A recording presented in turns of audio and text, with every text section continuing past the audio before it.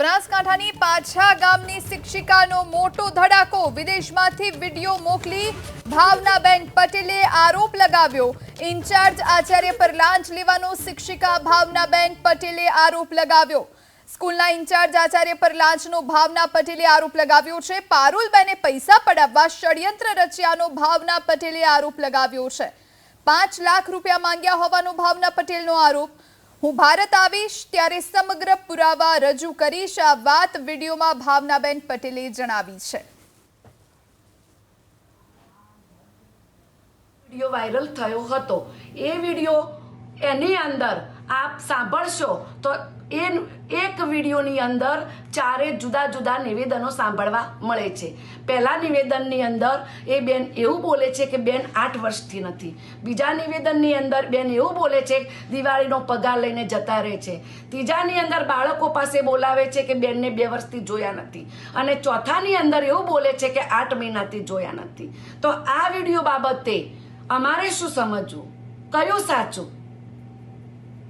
બીજું કે જ્યારે આ વિડીયો પત્યો અને એ દરમિયાન સાંજ દરમિયાન જ્યારે મારા એક સંબંધી જોડે આ વિડીયો આવ્યો અને એ વિડીયો મારી ઉપર એ ભાઈએ મોકલ્યો, આ વિડીયો મારા જોવામાં આવ્યો, ત્યારે તરત જ મેં એ ભાઈને ફોન કર્યો કે આ બધું શું છે।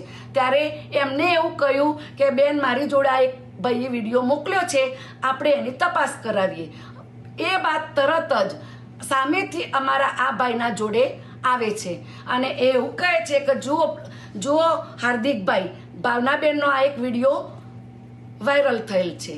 તો એ ભાઈએ મને સામેથી ફોન કર્યો અને એવું કહ્યું કે બેન આ તમારો વિડીયો વાયરલ થયો છે, તો આનો આપણે કંઈક કરી અને બધું પૂરું કરી દઈએ। એટલે મેં એમને એવું કહ્યું કે કેવી રીતે પૂરું કરશો?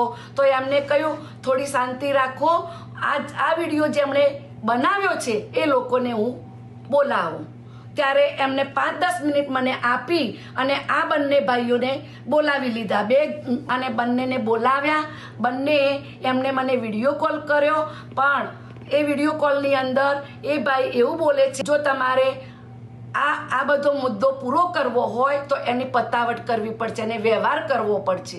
એટલે મારે આ બાબતે રેકોર્ડિંગની જરૂર હોવાથી મેં સામેથી આ ભાઈઓને પ્રશ્નો ઉપર પ્રશ્નો કર્યા હતા અને એ ભાઈઓએ એવું કહ્યું કે બેન વ્યવહાર તો કરવો જ પડશે, કારણ કે અમારે આગળ આપવાના હોય છે। એટલે મેં એવું કહ્યું કે આગળ એટલે ક્યાં આપવાના? એટલે એમને એવું કહ્યું કલેક્ટર ઓફિસની અંદર આપવાના હોય, અમારી મેઇન ઓફિસમાં આપવાના હોય, બીજા અમારે અનેક નાની નાની ઓફિસમાં આપવાના હોય અને થોડા અમારે રાખવાના હોય। એટલે મેં એમને કહ્યું કંઈ વાંધો નહીં, બોલો કેટલા લેવાના, ક્યારે લેવાના અને મારે કોને આપવાના? એ બાબત પૂરી તરહ પારુલબેન એવા ઇન્ચાર્જ એવા પારુલબેનને એમણે કોન્ફરન્સ ઉપર લીધા અને પૂછ્યું કે બોલો બેન કેમ છો? ત્યારે સામેથી બેન એવું બોલે છે હા કેમ છો, મજામાં છો, શું કર્યું મારા કામનું, કેટલે આવ્યું, પતિ તો જશે ને, મારું કામ થઈ જશે ને, એટલું એમ અને જોજો બધું પૂરું કરી દેજો, એવું બોલે છે બેન। અને એમને કોન્ફરન્સમાંથી કટ કરી દીધા।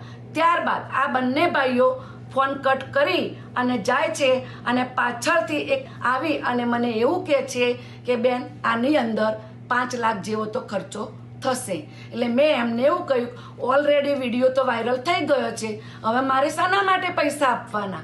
અને આ બધી લોચમાં હું માનતી નથી, કારણ કે હું જ્યારે નીકળી, જ્યારે મેં મારો પાસપોર્ટ કરાવ્યો ત્યારે મેં જિલ્લા પંચાયતની એનઓસી લીધી છે। ત્યાર પછી મેં અહીંયા અમેરિકાની પ્રોસેસ કરી અને એ માટે પણ મારે વિઝા માટે પણ એનઓસીની જરૂર હતી, એટલે મેં એ વખતે પણ એનઓસી લીધી છે અને એનઓસી બધી જગ્યાએ મેં આપેલ છે અને તેમ છતાં મારી પાસે પણ એના પુરાવા મોજૂદ છે, બરાબર। આ બધું અત્યારે હાલમાં મારી પાસે મોજૂદ છે, તો આપ જાત તપાસ કરી શકો છો, અથવા તો હું જ્યારે ત્યારે આવું ત્યારે હું આપને આપી શકું।